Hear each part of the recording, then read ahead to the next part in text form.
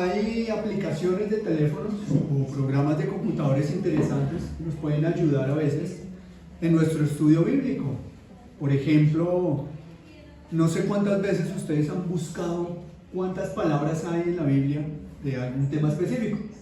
Pero a veces uno diga, bueno, ¿cuántas veces dice en la Biblia, no sé, Jesús o hijo de hombre? Bueno, una de las palabras más usadas en la palabra de Dios es gloria de Dios. Y precisamente el sermón de hoy se llama de la gloria de Dios, porque una de las palabras más repetidas desde el Antiguo Testamento es la gloria de Dios. Cuando uno empieza a buscar y a investigar la frase gloria de Dios, se da cuenta que es mucho más amplio el tema. Y la relación de los versículos que hablan de la gloria de Dios están más ligados unos con otros que muchos otros temas que normalmente nosotros solemos hablar. Y esto es interesante. Esto es interesante porque la palabra de Dios habla mucho de la gloria de Dios, ¿sí? Por ejemplo, y vamos a hacer de una vez les digo, para que nos tengan un poco de tolerancia y paciencia, pero de una vez les digo que vamos a ser intensos con el tema de la familia, ¿sí? Estamos estudiando fuertemente sobre la familia bíblica, no sobre lo que el mundo enseña, sino sobre la familia bíblica. Y una de las cosas importantes en la educación, ¿cierto? Por ejemplo, siempre aquí se lee un pasaje. Y muchas veces tiene que ver con pasajes de Deuteronomio, que dice, enséñales el pasaje de hoy, ¿recuerda? Y cuando ellos pregunten qué es, ¿a qué se refiere? Bueno, detrás de esa enseñanza bíblica, detrás de esa literalidad del versículo, lo que la Biblia enseña, que era lo que los judíos siempre hacían, era enseñarle a sus hijos quién era Dios, ¿sí? O sea, a los padres nunca les importaba que sus hijos aprendieran a no mentir. Porque la pregunta es, ¿por qué la gente miente? ¿Cierto?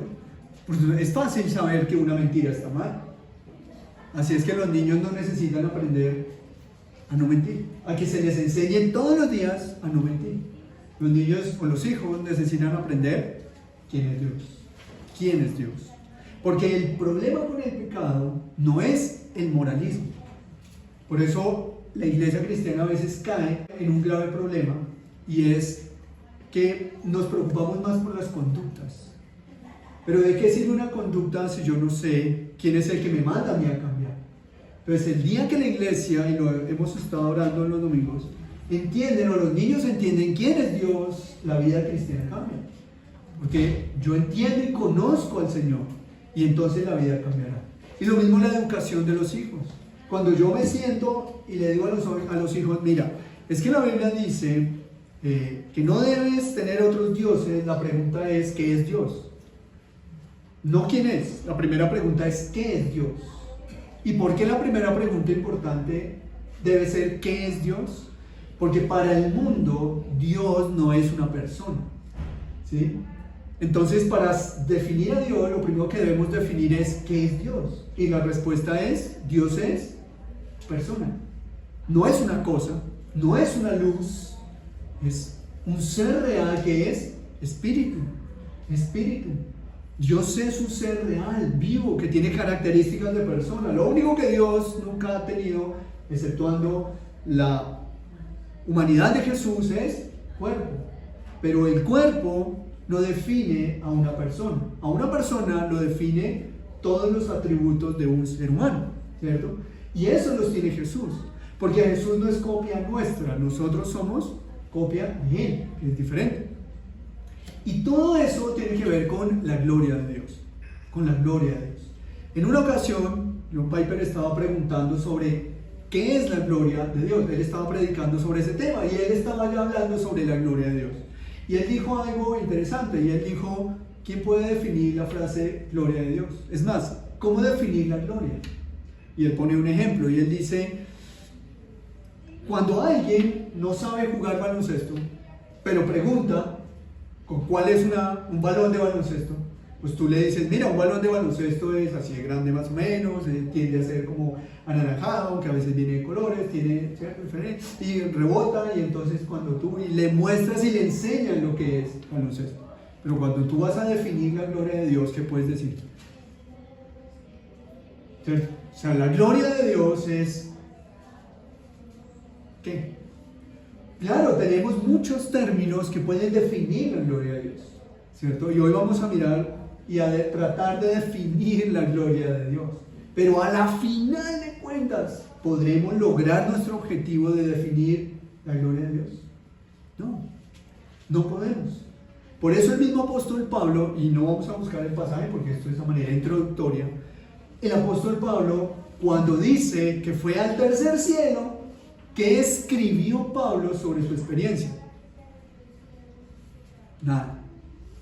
¿Por qué? Porque no hay ningún término que defina lo que es estar cara a cara con Dios.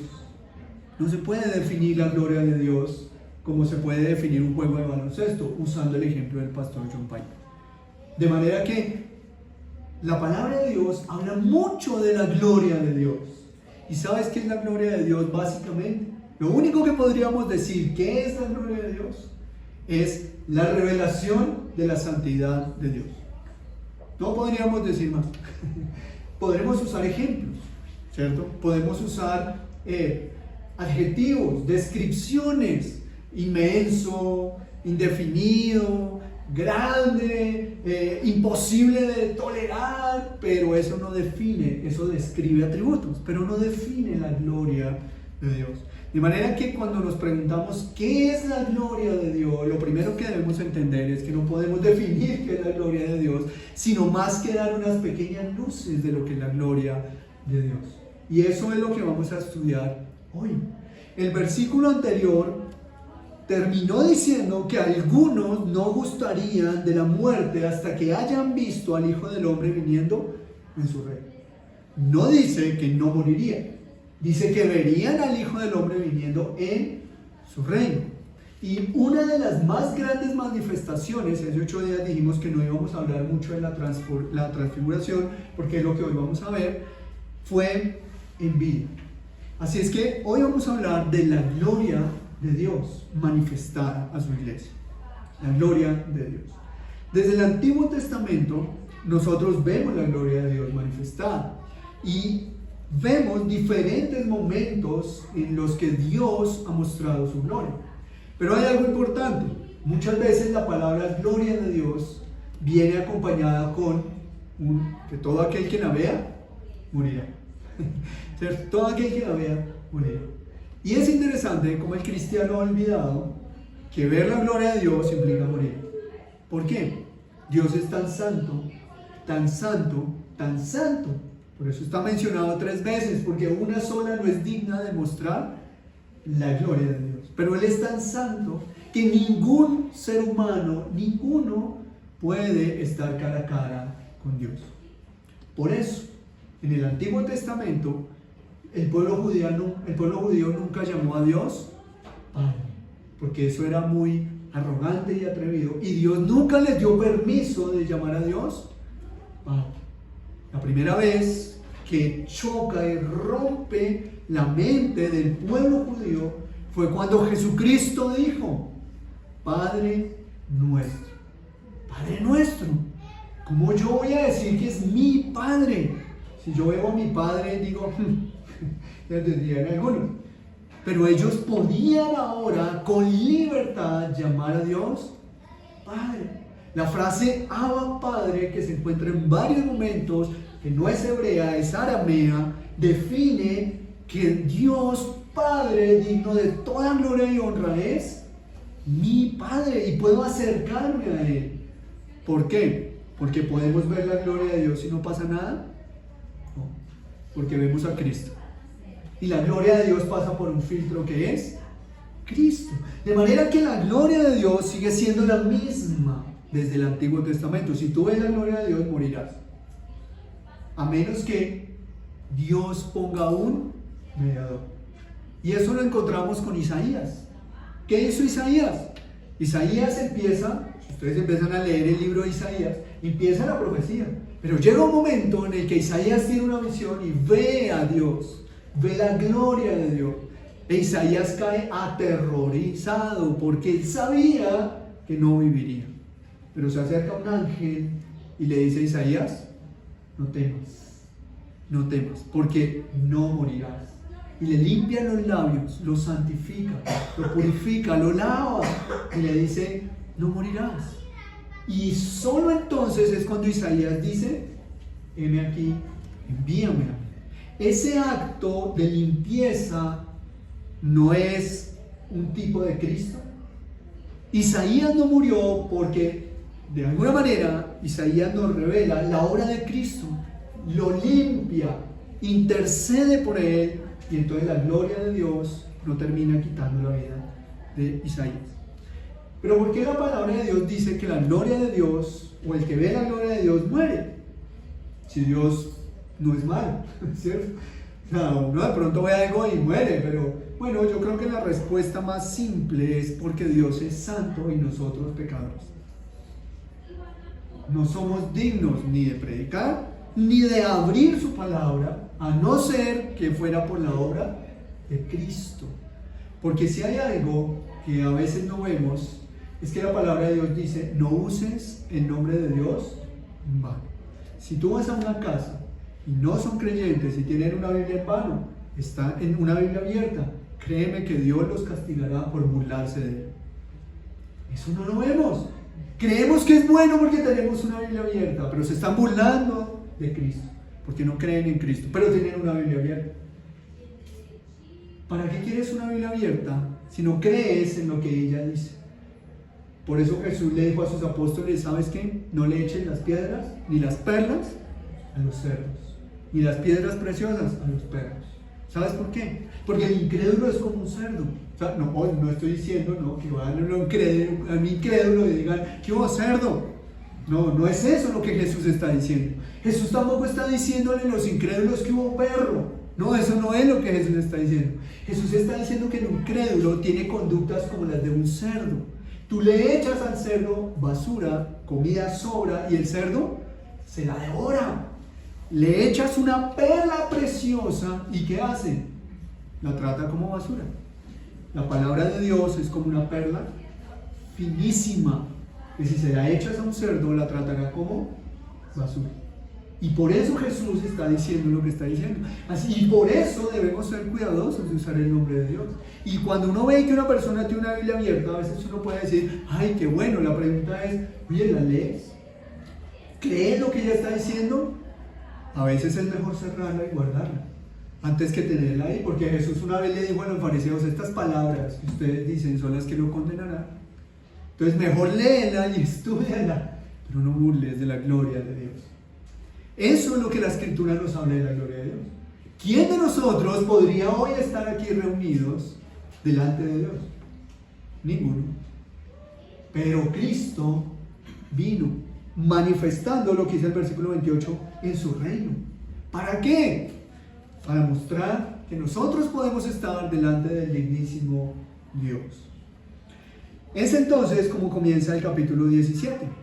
Dice, 6 días después de semejante llamado de atención, ¿se acuerdan de todo lo que después de haberle dicho a Pedro que era el diablo, después de haberles hablado sobre que él iba a morir, toda esperanza se había perdido, les da una gran esperanza de que él volvería.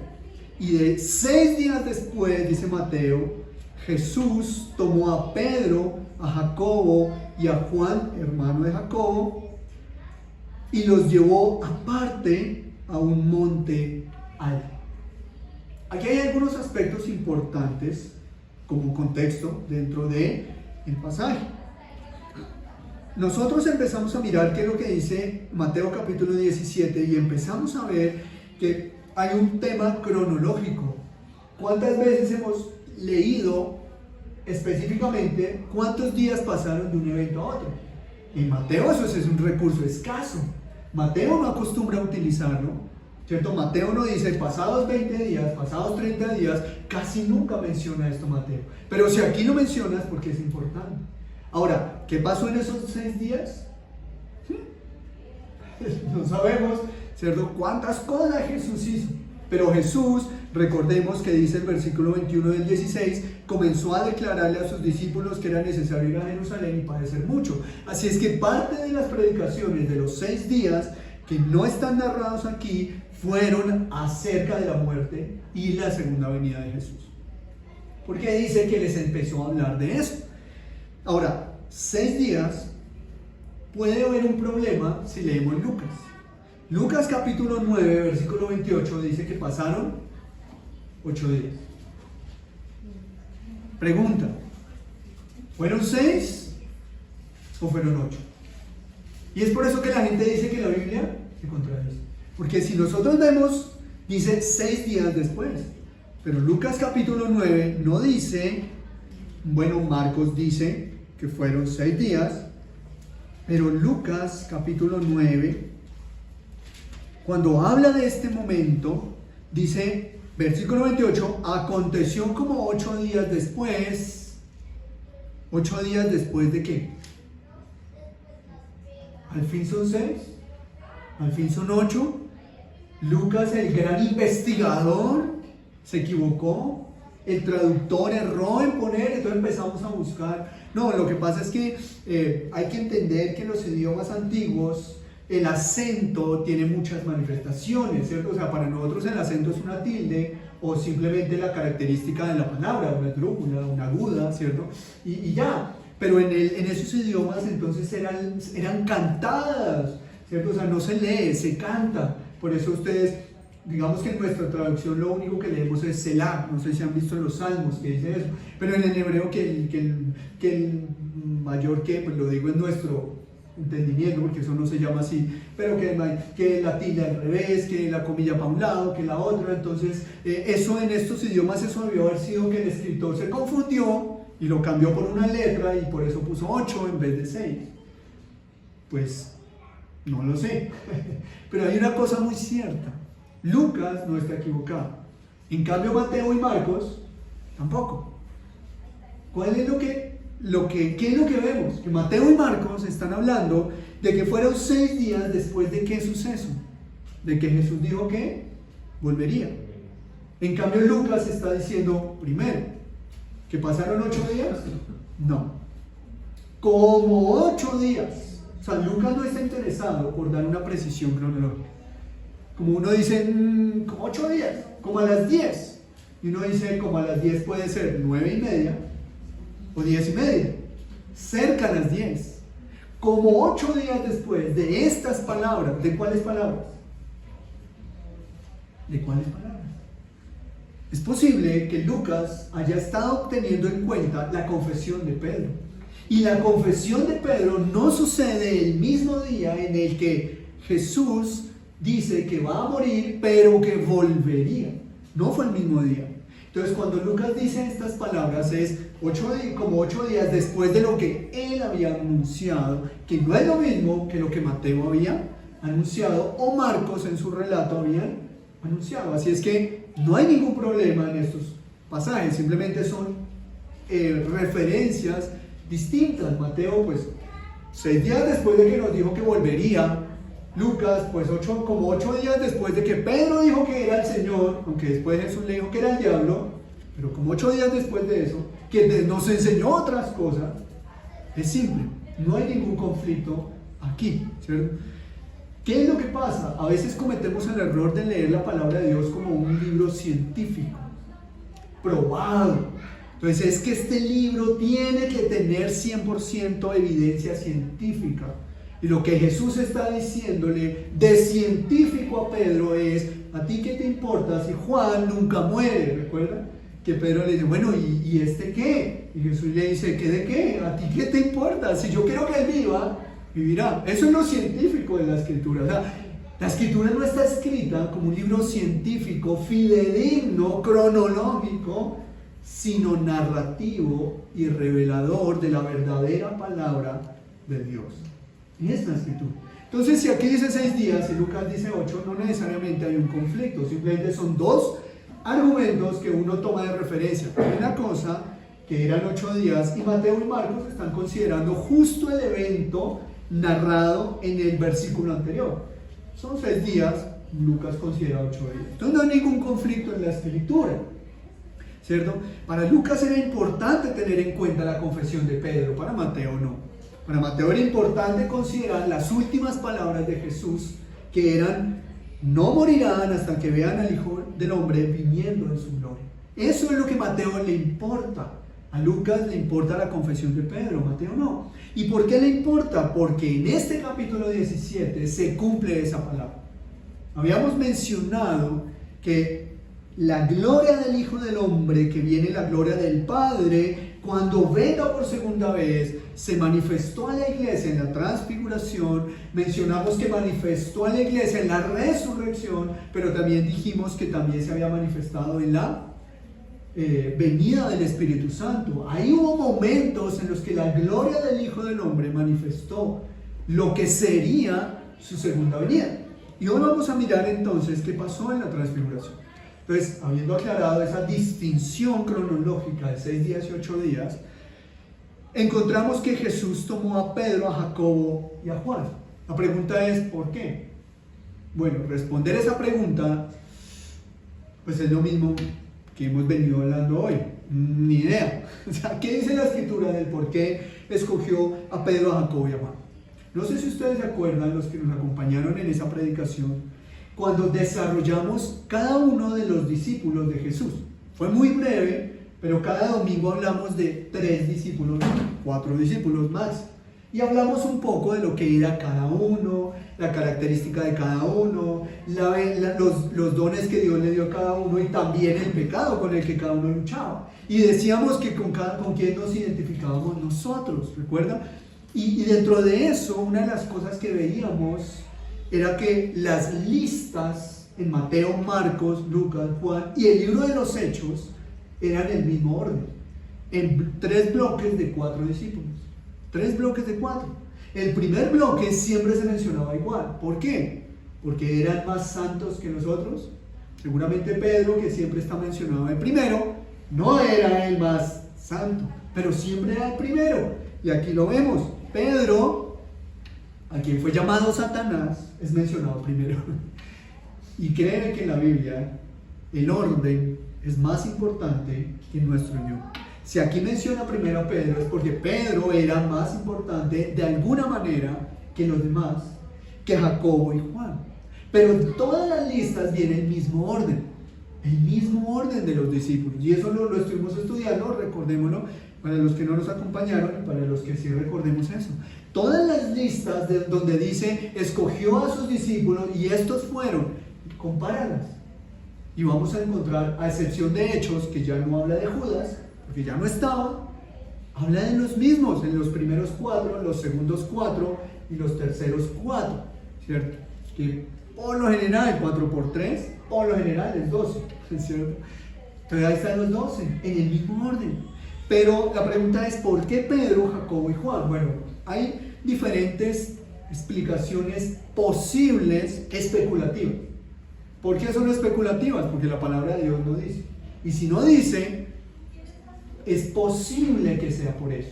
Pero lo que sí vemos es que Pedro, Jacobo y Juan, y en muchas ocasiones Andrés, eran los más cercanos a Jesús.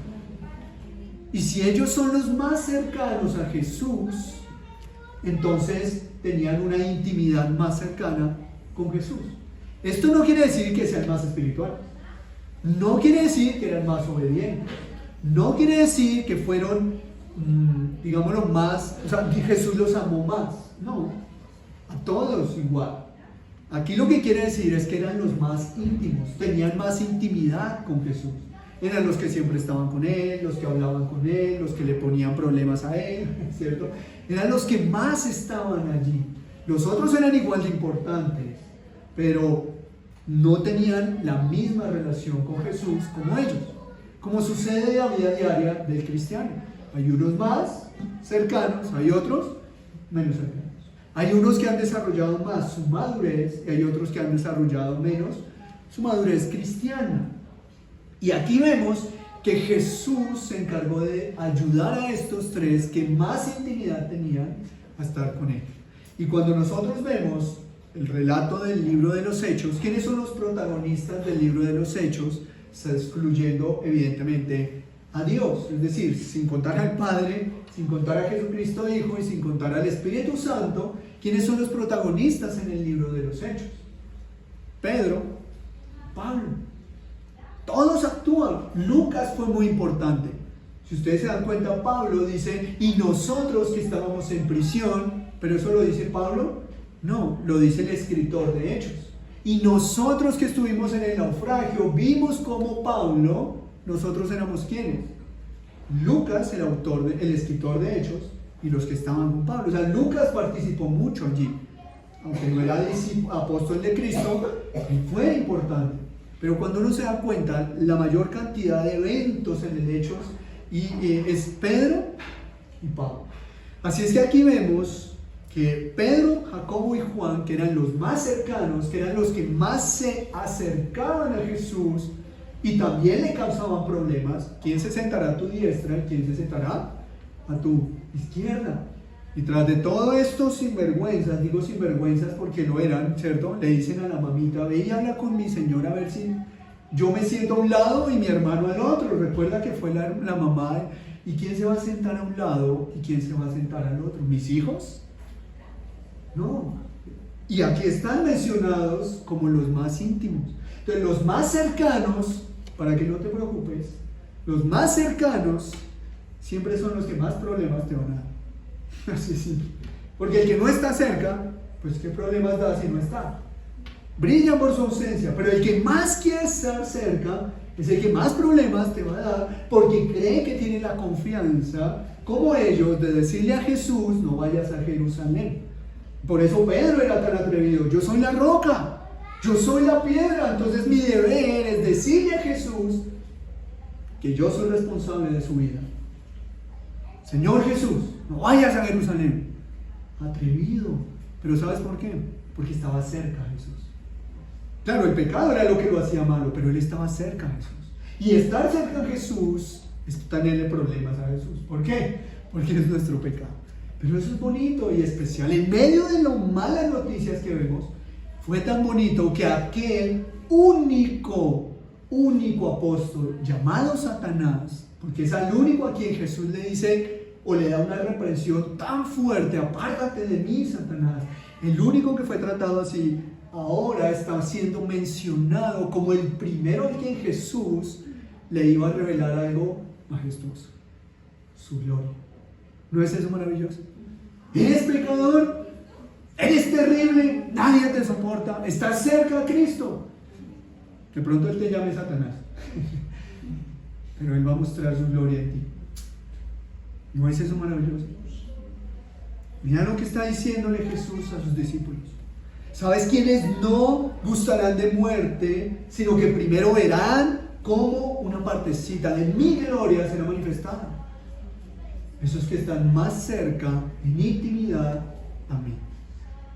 Y no porque sean buenos, no porque sean mejores, no porque estén más capacitados. De los tres, estoy seguro que Juan era más preparado que Pedro. Pero no es por eso, es porque estaban cerca a Jesús. Y ellos fueron tomados aparte. Sobre el monte alto, vamos a decir lo mismo que el por qué estos tres. ¿Cuál era el monte alto? No dice la escritura. Algunos dicen que era un monte que quedaba al puro norte de Galilea, pero no es posible que sea ese monte, porque había una edificación y ellos buscaron un lugar tranquilo, y en un lugar de Galilea lleno de comercio, murallas, soldados, gentiles, pues ahí no podía estar. Otros dicen que estaba cerca de Jerusalén, pero en el norte, llegando a una tierra gentil, había un monte también allí, pero tampoco pudo haber sido ese monte, porque la palabra de Dios dice que cuando descendieron se encontraron a los fariseos. Si ellos estuvieran en un monte de tierra gentil, los fariseos no van allá, porque los fariseos no tocaban literalmente con sus pies, no tocaban la tierra de un lugar gentil, porque se contaminaban de inmundicia. Entonces los fariseos no iban a tierras gentiles, tenía que ser una situación importante. Pero ese día Jesús bajó del monte y estaban allí los fariseos. Así es que es probable que tampoco hubieran sido esos montes de tierras gentiles. Entonces, ¿qué monte era? Creo que esa es una buena pregunta que tendremos que hacerle al Señor cuando estemos delante de Él, porque realmente no podemos decir ¿Cuál era el monte alto? Aunque había un monte particular llamado Jebel Hermón. No hay una traducción en nuestro idioma. Jebel Hermón. Y ese monte estaba muy cerca a Galilea, pero no era 100% gentil. Entonces, cuando descendían, quedaban en tierra hebrea. Pero es especulativo, así es que los tomó y los llevó a un monte alto. ¿A dónde? No sabemos. Pero miremos lo que sí sabemos. Versículo 2. Y se transfiguró delante de ellos, y resplandeció su rostro como el sol, y sus vestidos se hicieron blancos como la luz. Y he aquí les aparecieron Moisés y Elías hablando con él. Lo primero que quiero aclarar es que los dos testigos del Apocalipsis no son Moisés y Elías. No sé cuántos de ustedes se leyeron los casi 15 tomos de los libros de Dejados Atrás, muy buenos, no muy bíblicos, sino muy buenos. No sé cuántos de ustedes han escuchado esos temas escatológicos, pero Apocalipsis dice que habían dos testigos que nunca dejaban de hablar hasta cuando el Señor dijo, dejen de hablar, y los cogen y los acribillan y los asesinan. La gente dice, son Moisés y Elías. Yo pregunto, ¿dónde dice en la Biblia que son Moisés y Elías? Dice que eran dos testigos. ¿Es posible? Tal vez, pero eso es especulación. Y con la palabra de Dios uno no especula, a menos que sean cosas poco relevantes o dejar en pregunta, o posibles, sin asegurar que es. Es posible que sea Moisés y Elías. Es posible que sea Pedro y Pablo. Es posible que sea Abraham, Isaac, Jacob, no sabemos. Noé, Adán, ¿cierto? Seguramente no será Caín, eso sí es seguro. Pero hay algo que vemos, es que estos dos, Moisés y Elías, no podemos asegurar que eran los dos testigos. Quiero aclararlo porque hay muchas posiciones que afirman que los dos testigos eran Moisés y Elías. ¿Por qué? Porque en la transfiguración aparecieron Moisés y Elías. Eso es una posibilidad. Yo no puedo ser atrevido de decir no, porque si digo no, entonces ¿por qué digo no? La respuesta es no sé por qué digo no, que la escritura no lo dice. Pero decir que son es una posibilidad, pero dejarlo allí. Pero dice la escritura que Jesús llevó a estos pecadores que le generaron tantos problemas y se transfiguró. La palabra transfiguración no es la palabra más común en nosotros. O sea, tú no ves una oruga y le dices, mira, se transfiguró en una mariposa. Uno no dice eso. Uno no ve a un animalito y dice, mira, se transfiguró en un sapo. Uno no piensa eso. Pero sí decimos que se transformó. Ese proceso de la oruga se llama metamorfosis. De hecho, Kafka escribe un libro muy interesante, obviamente no es cristiano, pero es interesante para evaluar desde la perspectiva cristiana, que se llama Metamorfosis. Filosofía, metamorfosis. Y es la vida de un hombre que se convierte en un insecto. Está encerrado en un cuarto y se convierte en un insecto. Bueno, soy amante de la filosofía, entonces de pronto por eso lo traigo a colación. Pero en ese libro de Kafka, la idea es cómo un ser humano en ese siglo de él lucha contra el modernismo y los cambios modernos de su época. Y es más fuerte el cambio que su vida. Y él no se adapta y termina siendo un insecto. Muere, queda borrado. Y es un libro interesante desde una perspectiva existencialista. Ten cuidado, que el existencialismo es muy enemigo del evangelio. Pero bueno, Kafka pues no es precisamente el más piadoso en sus escritos. Sin embargo, el libro se llama Metamorfosis, ¿cierto? Otros escritores como Olivio habla de la transformación, ¿cierto? Entonces la palabra griega de transfiguración es metamorfo. Esa sí la conocemos, metamorfosis, transformación. Así es que decir que Jesús se transfiguró es lo mismo que decir se transformó. Hubo una metamorfosis de Jesús. De pronto ese término ya es más conocido por nosotros. Y entonces Jesús subió al monte y se transfiguró. Pero yo quiero preguntarte, ¿qué estaban haciendo en ese monte? Jesús les dijo, vengan, que me voy a transfigurar. ¿Sabes qué? De pronto Marcos y Lucas no son tan detallistas en eso. Perdón, Mateo y Marcos, pero Lucas siempre es como detallista. Volvamos al capítulo 9. Aconteció como 8 días después de estas palabras, estoy en el versículo 28, que tomó a Pedro, a Juan y a Jacob y subió al monte. ¿Se dan cuenta cómo cambia Jacob y Juan, de Juan a Jacob? Mateo dice, tomó a Pedro, a Jacob y a Juan.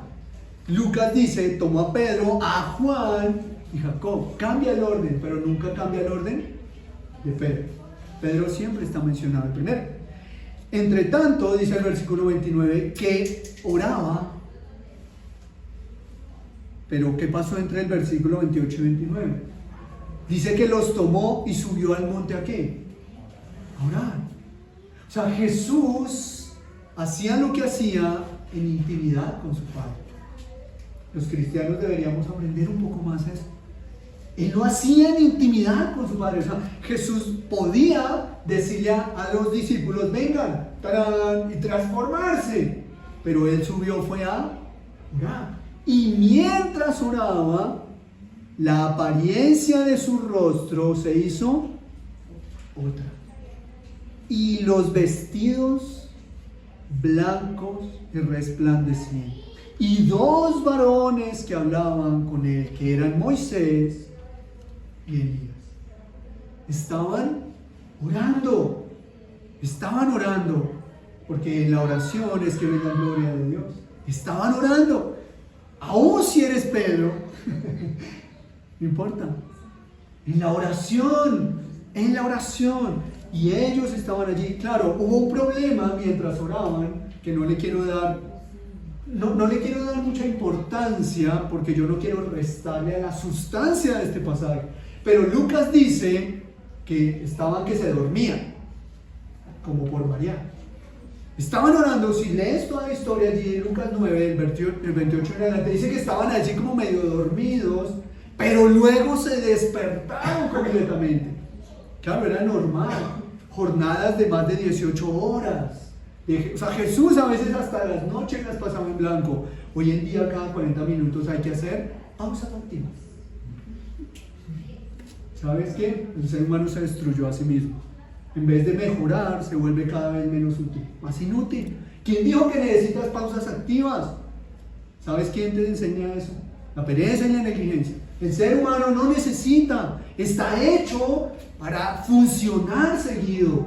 Claro que hay que descansar, pero no cada 40 minutos, no necesitas eso. Pero la sociedad nos ha cambiado desde hace varios años, nos han manipulado, y cada generación, créeme que la generación que viene tendrá una mentalidad muy distinta a la que nosotros tenemos, porque hoy se está cambiando el pensamiento de los niños para que en el futuro ellos digan, lo necesitamos. No, no lo necesitan, se les obliga a necesitarlo, y eso es lo que nos ha pasado. Entonces cada 40 minutos uno, uy, estoy estresadísimo.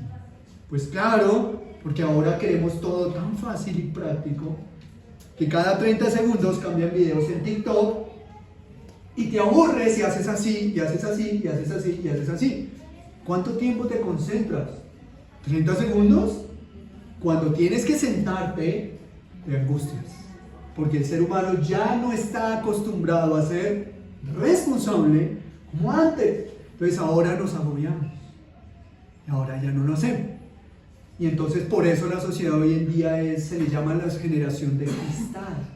Que si tú le dices sola, ¿por qué me dices sola y no me dices sola, querido? ¡Ay, qué angustia! ¡Me destruyes!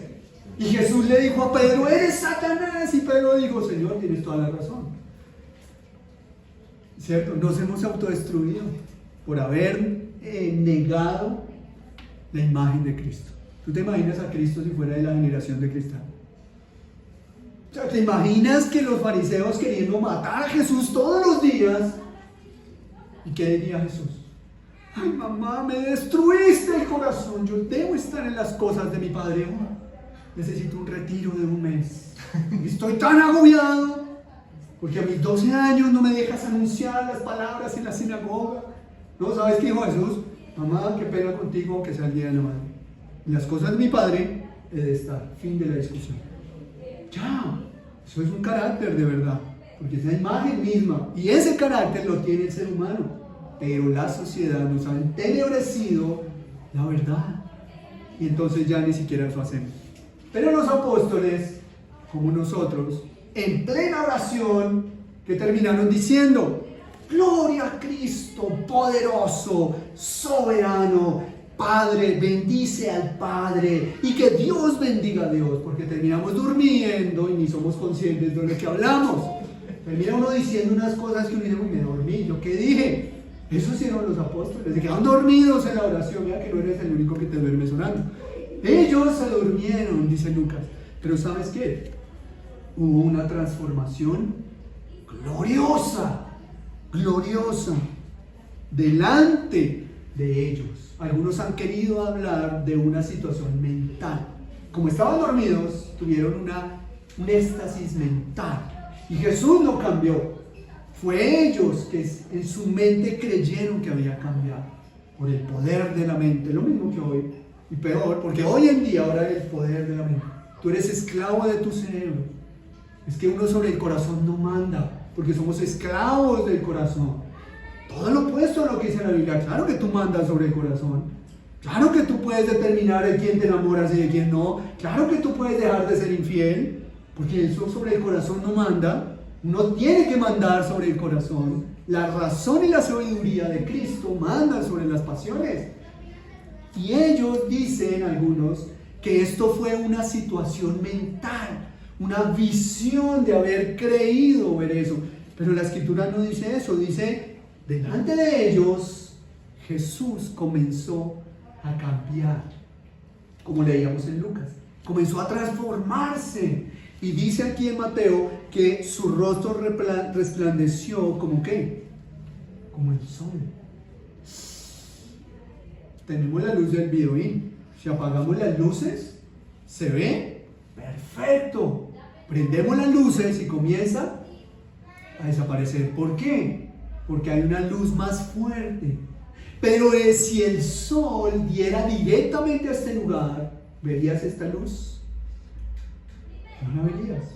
Porque la luz del sol es tan fuerte que disipa cualquier otra luz. Y dice que era como la luz del sol. Lo más brillante que nosotros podemos conocer es la luz del sol. Tanto que ni la podemos ver. Uy, qué maravilla el sol, pero no lo puedo ver. Es tan maravilloso que no lo veo. En un eclipse solar, vamos a ver el eclipse, y todos corriendo a mirar el eclipse solar. No puedes, porque será lo último que veas en toda tu vida. Porque vas a quedar ciego.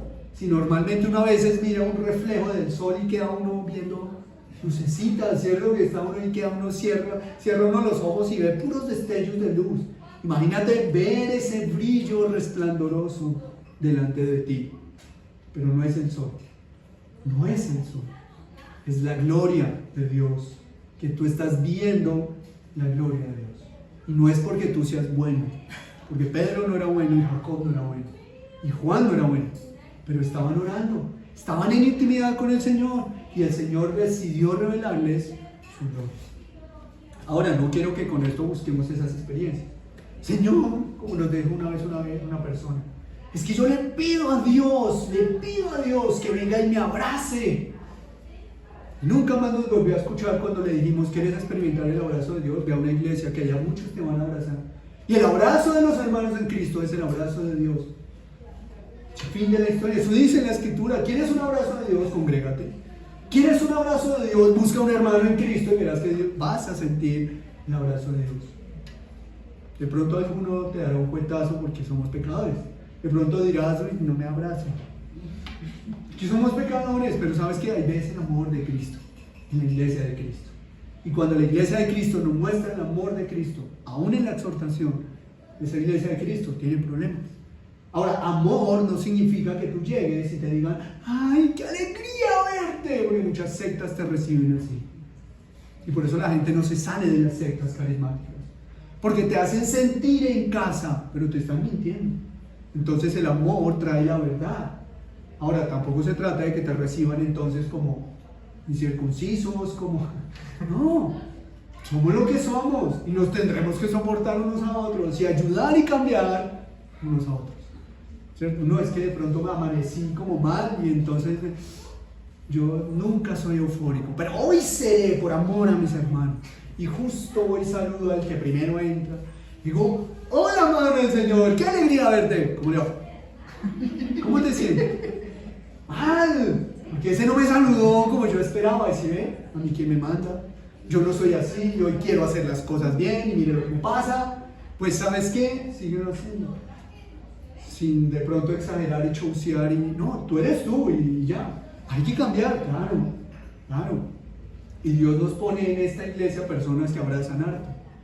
Y he tenido que aprender a recibir abrazos. Porque a veces uno no es tan amoroso. Claro, de pronto el amor lo manifiesta uno de otras formas, pero uno no es tan amoroso. Y entonces, el mensaje de WhatsApp, ¡feliz cumpleaños! Y tu foto ahí. Oh, wow. Hay gente que manifiesta amor por sus hermanos. Yo les amo, pero yo no sabía, o sea, me cuesta hacer eso, me siento mal, porque no soy así. Pero hay que aprender a ser así. Hay que aprender a ser así. Pero aprender no es fácil. Pero ¿sabes qué? A pesar de todo, si estás en intimidad con Cristo, verás la gloria de Cristo. Verás la gloria de Cristo. Ahora, no en una experiencia extrasensorial, porque eso no va a volver a pasar. Jesús se transfiguró una vez y la próxima vez será en su segunda venida. Pero esa gloria se manifiesta. ¿Y sabes qué es lo más maravilloso? Cuando tú lees Génesis, por eso empecé diciendo que la gloria ha sido mencionada desde toda la Escritura. Cuando tú empiezas a leer la Escritura y de pronto te encuentras con uno de los más claros ejemplos, que es Moisés, y dice que bajó del monte y su rostro brillaba, ¿recuerda? Dice que la gente se asustó. ¿Vieron la gloria de Dios? No. Vieron la representación de la gloria de Dios en Moisés. Pero no vieron la gloria de Dios, porque Moisés no es la gloria de Dios. Entonces es la representación. Los salmos que dicen que la creación cuenta la gloria de ¿quién? De Dios. Tú ves a las aves y dices, impresionante, mire esos dos pajaritos distintos, de colores diferentes, cantan bonito, muy pronto ni cantan, pero tan bonitos, qué hermosas aves, qué belleza. De pronto uno ve las palomas y uno dice, de pronto no son tan bonitas, y hay unas que son hasta como chavitaditas las pobres, pero tú las ves y dices, impresionante como Dios hace a ese animal tan distinto. ¿Y sabes qué es lo más impactante? Tú pones dos palomas y son distintas. Pones a dos gemelos, seres humanos, y son distintos. ¿Quién hace eso? Entonces la creación cuenta la gloria, pero la creación no es la gloria, es el reflejo de la gloria. En Génesis se utiliza la palabra imagen y semejanza de Dios. ¿Sabes qué significa? Cuando lees todo el Antiguo Testamento, cuando lees el Nuevo Testamento, que somos imagen de Dios, es que el ser humano, sin importar si es cristiano o no, en donde haya un ser humano está la imagen de Dios. Seas o no cristiano, donde hay un ser humano está la imagen de Dios. Porque el pecado no eliminó la imagen de Dios. Por eso el juicio es tan terrible, porque somos portadores de la imagen de Dios siendo su enemigo. Pero el ser humano es portador de la imagen de Dios. Y una de las cosas que Génesis nos permite ver cuando hacían los altares era representar a la presencia de Dios. Y todas las culturas antiguas, cuando llegaba el imperio gobernante y dominaba sobre otro imperio, ¿qué era lo primero que hacían? Poner estandartes, poner baluartes, poner imágenes de sus dioses. ¿Por qué? Porque cuando yo iba caminando y veía la imagen del faraón en mi ciudad, ¿yo qué sabía? Que ese faraón mandaba en mi ciudad. Y eso es la imagen de Dios. Está Dios gobernando en el mundo entero, manifestando su imagen a través del ser humano. Claro que debemos arrepentirnos para ser salvos. Eso no significa que todo el ser humano sea salvo. Significa que fuimos creados a imagen de Dios. No que seamos salvos por ser creados a imagen de Dios. Espero que me haga entender esta explicación. Entonces, somos reflejo de la gloria de Dios. Los médicos se asombran cuando dicen, usted debía estar muerto con esa enfermedad, pero su cuerpo lucha y se asombran de lo maravilloso que es el funcionamiento del cuerpo humano. La neurociencia estudia el cerebro y dice, esto es lo más impresionante. El cerebro es algo tan impresionante y es maravilloso. ¿Por qué? ¿Porque el cerebro es maravilloso? No, porque Cristo es maravilloso, porque el Creador es maravilloso. Pero yo veo el funcionamiento humano y ¿qué digo? Aún los incrédulos reconocen la gloria de Dios, porque se asombran de la creación, pero la creación refleja la gloria del Creador. Pero aquí no estamos viendo un reflejo de la gloria de Dios. Ni Pedro, ni Juan, ni Jacob vieron un reflejo, sino que vieron la gloria. La gloria, porque dice allí que dice que su rostro fue más que el sol y sus vestidos blancos como la luz. En este sentido habla de brillantes, porque uno diría, pues en esa época no había sino la luz del sol y no es precisamente blanca. Entonces es brillante. Y al lado aparecieron dos de los más importantes profetas del Antiguo Testamento para dar testimonio de que Jesús es Dios. Y la gloria de Dios no se reflejó en Jesús, se reveló en Jesús, que no es lo mismo. No es lo mismo. No sé si alcanzas a entender un poco lo que significa estar 30 años con un ser humano común y corriente y de pronto que este ser humano muestre su gloria como Dios. No sé si logras imaginar.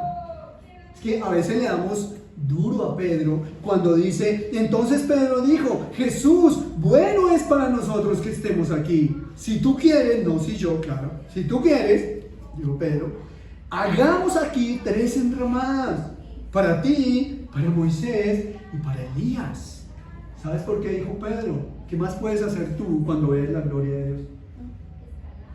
O sea, claro que no estuvo bien la actitud de Pedro, pero ¿qué puedes hacer tú? ¿Qué podemos hacer nosotros? Así es que lo primero que quiero que entendamos de este pasaje es que Jesús no es el reflejo de la gloria de Dios. Jesús mostró su propia gloria.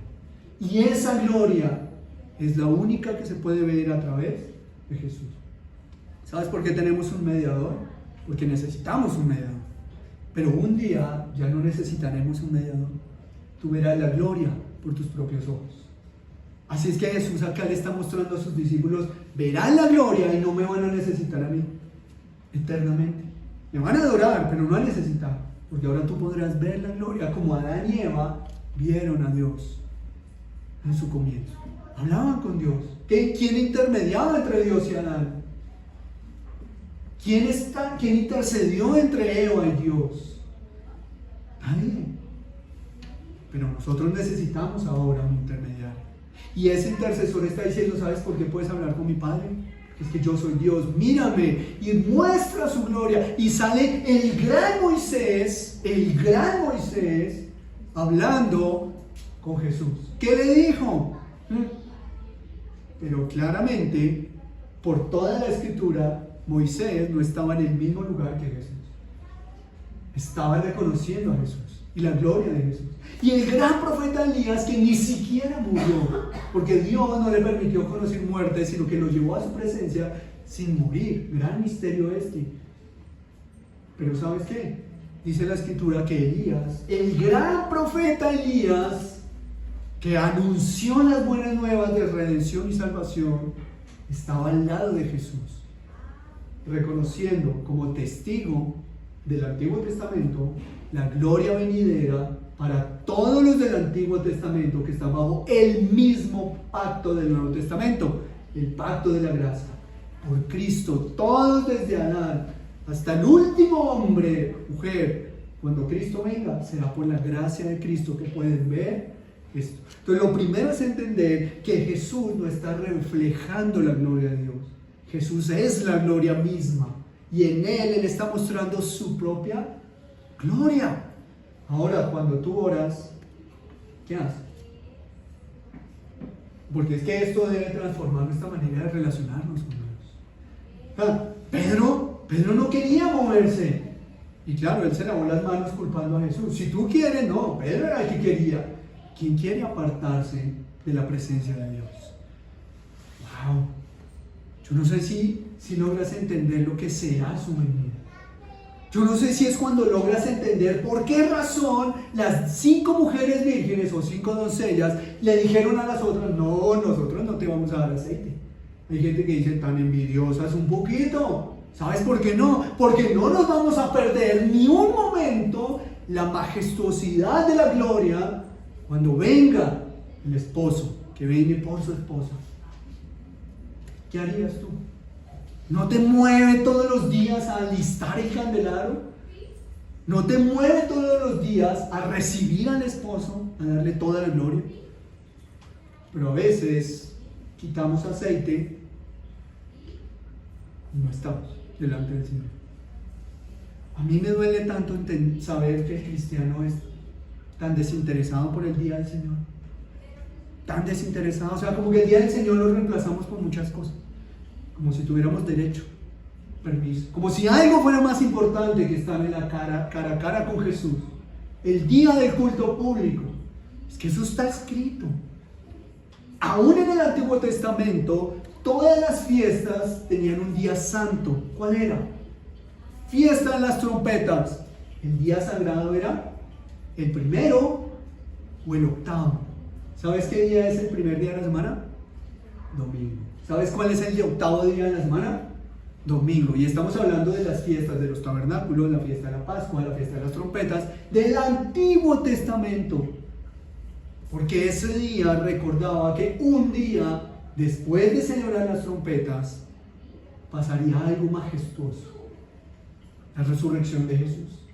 No nos reunimos los domingos para decir Jesús resucitó. Y si resucitó, no nos venimos los domingos a decir Él volverá. ¿No quieres ver esa gloria magna de Dios? Solo en oración y en su presencia. Pero el cristiano, y estoy hablando del cristiano, no estoy diciendo tú, como un predicador una vez le dijo al gran Charles Spurgeon, en plena oración pública, al santo Spurgeon le dijo: tú eres horrible y enemigo de Dios. Así. Y él creía que era un buen cristiano.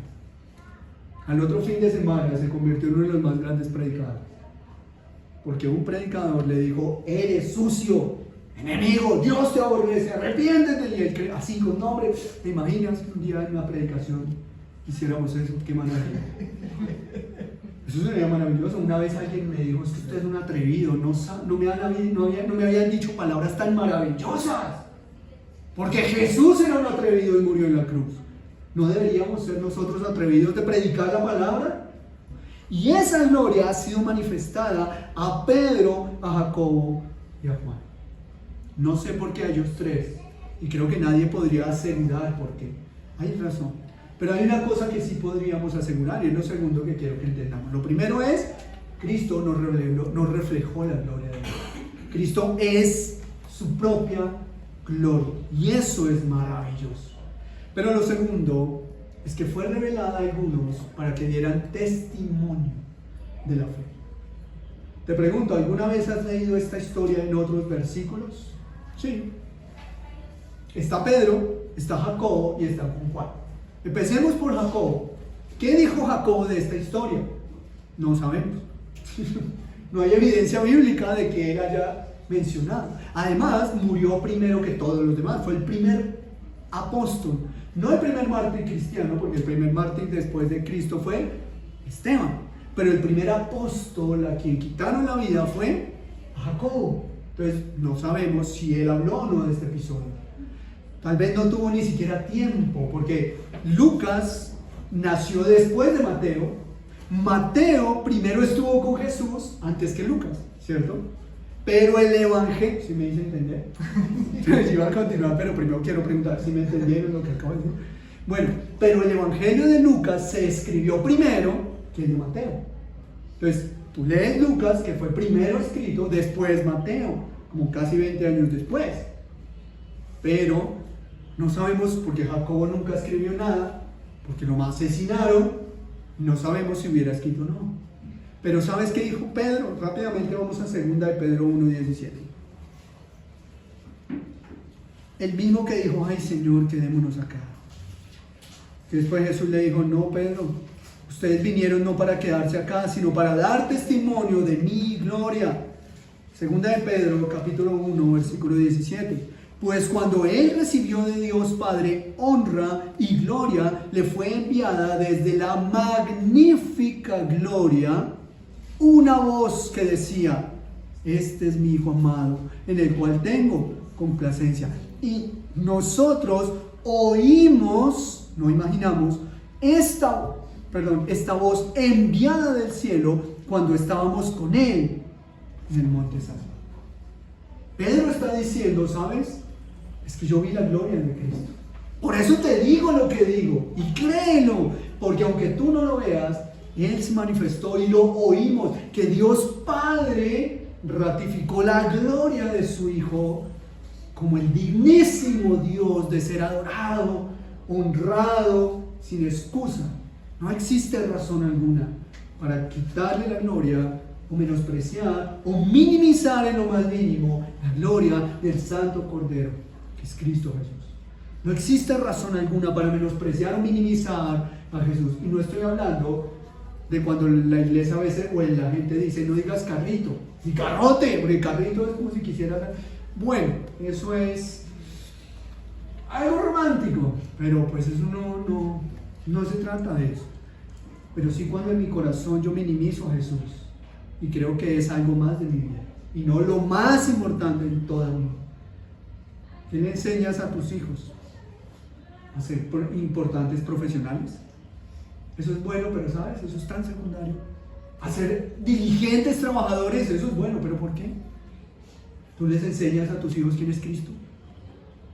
Tú les enseñas, abre la escritura ya, Primera de Reyes, no sé, 10, 12, ¿sabes qué? Pero ¿sabes qué nos enseña la escritura? ¿Quién es Cristo? Toda la escritura se enfoca en Cristo. Le estamos enseñando a los cristianos, la iglesia está enseñándole al mundo quién es Cristo. Cuando evangelizamos, Dios te ama y tiene un plan para tu vida. Si acaso la condenación eterna, si no te arrepientes. ¿Que crees que una oración que diga, te reconozco como Señor? Pues Jesús te va a decir, pues yo no te conozco. ¿Importa esa oración mágica de la fe? Es que di con tus palabras que crees en Jesús. No todo el que cree ni me adora llamándome Señor, Señor. Porque es que soy Cristo, no soy tu colega. Soy el magnífico Dios. Nos minimiza y Cristo se engrandece. Esa es la predicación del Evangelio. Esa es la gloria. Y Pedro dijo la magnífica gloria. No es maravilloso saber que tú un día vas a ver la gloria de Dios. Eso no nos prepararía todos los días en nuestra fe cristiana. Todo lo demás está bien, digamos, pues mientras no esté en contra de la escritura. Pero créeme, nada se compara, nada. Por eso Pablo dijo, es que todo lo estimo por basura. ¿Sabes por qué? Porque es que puede ser muy maravilloso, pero al lado de la gloria, ¿sabes? La gloria de Cristo oculta la luz del sol. Y si no puedes ver cara a cara al sol, imagínate la gloria de Cristo. Un leve destello. Pero tenemos el testimonio de Juan. O sea, Jacobo no sabemos qué dijo. Pedro vemos que él está hablando de la transfiguración. Y Juan también dio testimonio de ese momento. Juan capítulo 1 versículo 14. Es un versículo muy conocido. Juan 1:14 dice: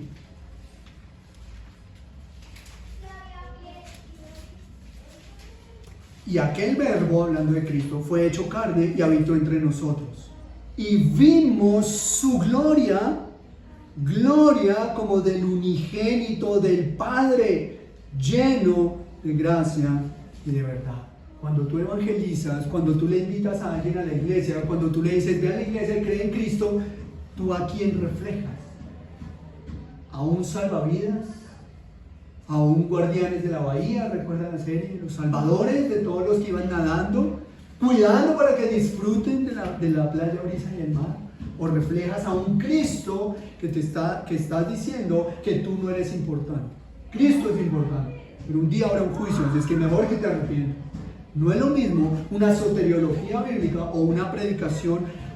Soteriología es el plan de salvación. Entonces no es lo mismo hablar del plan de salvación enfocado en ti que en Cristo. ¿Sabes por qué hay gente que se nos ha ido de acá y nos ha dicho, es que yo no puedo con la elección? Claro que no puedes, porque eso te humilla y no te agrada. No te agradan las palabras de Jesús cuando dijo, les hable parábolas para que viendo, vean y de pronto se arrepientan. La intención era que no se arrepintieran. ¿Amas a ese Dios? Yo sí, porque es Jesús el que dijo eso. Jesús dijo, lo digo para que no se arrepientan. No hay sea que se arrepienten, así es que yo mejor les hablo en parábolas. ¿Y qué van a hacer aquellos que niegan la elección? ¿Qué van a hacer aquellos que niegan la centralidad de Cristo con ese versículo? ¿Qué van a hacer? ¿Sabes qué hay que hacer? Pegarle cinta negra a ese versículo. La gloria es tan maravillosa que debe ser el significado del cristianismo mismo. La gloria de Cristo. Lo maravilloso que es que la gloria no mató a Jacobo. Porque Dios dice en su palabra que el que ve su gloria muere.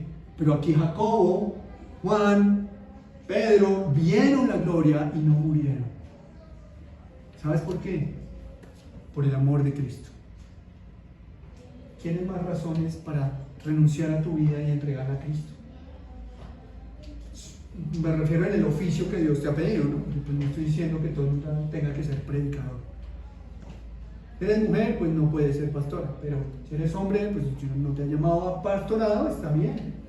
Pero allí en tu propio estilo de vida, estás dispuesto o dispuesta a renunciarte a ti mismo por la gloria de Cristo. Ese es el cristianismo bíblico. Pedro dijo, Señor, quedémonos. Claro, si tú quieres, ¿no? Él era el que quería. Claro que cualquiera quiere quedarse en ese momento maravilloso, ¿no? Yo no le hubiera preguntado a Jesús, de pronto Jesús me hubiera dicho, oigan, ¿qué hacen? Cortando ramitas para hacer derramadas. No, ¿sabes qué? Tú tienes que ir a predicar de la gloria de Cristo. Pero ¿entiendes cuál es la gloria de Cristo?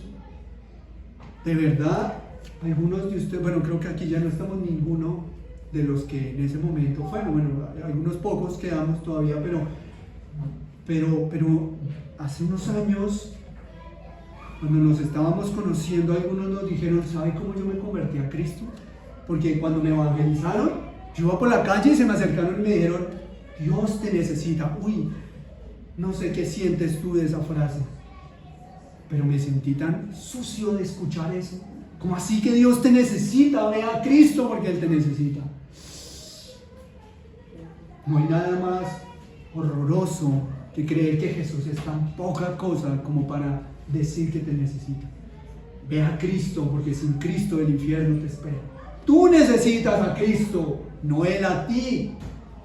No, es Cristo. Y eso es importante entenderlo, porque así educarás a tus hijos, así tratarás a tu esposo, así tratarás a tu esposa, así tratarás en tu trabajo y así evangelizarás o así vendrás a adorar al Señor. A veces algunas canciones nos generan un poco como de cosas raras, ¿no? Como la de la vez pasada, esa de cuando allá se pase a lista. Estamos buscando otra versión un poco más fácil. Hay canciones que uno es como, ¿y eso cómo se canta? Como que no fue. Pero aún así, no es Cristo, no es su gloria, no es su honra, no es Él. Si la luz y la gloria de Cristo no está, y debemos ser llamados a la predicación, porque el verbo se hizo, vimos su gloria. ¿La gloria de quién? De Cristo, del unigénito del Padre, que era lleno de gracia y verdad. ¿De verdad tú crees que existe el cristiano carnal? Hay un cristiano que se comporta como un carnal, es decir, como un incrédulo. Pero no hay cristianos carnales, hay cristianos que parecen incrédulos. Pero un cristiano nunca permanece en su carne. Porque si permanece en su carne, la Biblia dice que no es cristiano. Así de simple. Así es que no existe el cristiano carnal. Existe el cristiano que peca y es pecador, pero no vive en su carne. Si es que no eres carnal. Pero no es, el cristiano no vive en la carne. Porque la carne es el enemigo del espíritu. Y 1 Corintios 2 dice, el carnal no entiende porque está muerto, porque espiritualmente es natural, no entiende. El espiritual entiende y conoce a Dios. Pero luego dice, hay cristianos que viven como si fueran carnales, es decir, se comportan como incrédulos, porque no se acuerdan de la gloria de Cristo. Pero no hay nada maravilloso que ver esa gloria cumplida. Concluyamos. Jesucristo no reflejó la gloria de Dios, sino que reflejó su propia gloria. Eso quiero que lo tengamos presente. Que cuando estás ante Cristo, tú no ves el reflejo del Padre, ves a Dios mismo. Jesucristo no reflejó la gloria de Dios, sino que reveló su propia gloria. Lo segundo, Jesucristo manifestó su gloria para que otros dieran testimonio de Él. Jesucristo manifestó su propia gloria para que otros dieran testimonio de Él. Y todos los que están en Cristo vivirán y gozarán de su gloria. Todos los que están en Cristo vivirán y gozarán de su gloria.